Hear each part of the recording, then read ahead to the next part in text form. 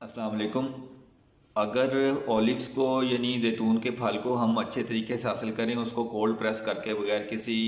Chemical process के और बगैर हीट किए उसमें से ऑयल ऑयल निकाल लें और उस ऑयल में मौजूद फैटी एसिड की मकदार 1 ग्राम पर डेसीलीटर से कम हो तो उसको हम एक्स्ट्रा वर्जिन ऑलिव ऑयल कहते हैं। और अगर उसमें मौजूद